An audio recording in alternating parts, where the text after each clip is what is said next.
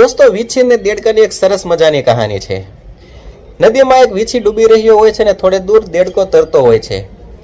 એટલે વીછીની નજર તે દેડકા ઉપર જાય છે ને વીછી દેડકાને કહે છે કે દેડકા ભાઈ, મને બચાવી લ્યો, હું ડૂબી રહ્યો છું. એટલે દેડકો કહે છે કે ના, મને તારી ઉપર ભરોસો નથી, હું તને બચાવીશ તો તું મને ડંખ મારી દઈશ. એટલે વીછી દેડકાને કહે છે કે જે જીવ મરતો હોય તે જૂઠું ના બોલે, હું તમને ડંખ નહીં મારું, મને બચાવી લ્યો. ગળગળો થઈ જાય છે, રડવા લાગે છે. એટલે દેડકાને આ વીછી ઉપર દયા આવી જાય છે અને દેડકો વીછી પાસે જાય છે અને વીછીને પોતાની પીઠ ઉપર બેસાડી લે છે. બંને નદી પાર કરવાની તૈયારી કરે છે, કિનારા પાસે જવાની કોશિશ કરે છે. બંને ચાલતા હોય છે, તરતા જતા હોય છે અને વીછી દેડકાની પીઠ પર બેસો હોય છે.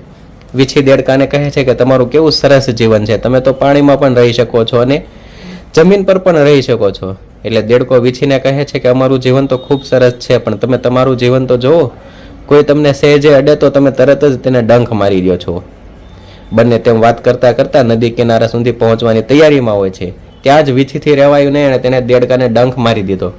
દેડકો ત્યાં ને ત્યાં મરી ગયો અને સાથોસાથ વીછી પણ પાણીમાં ડૂબીને મરી ગયો.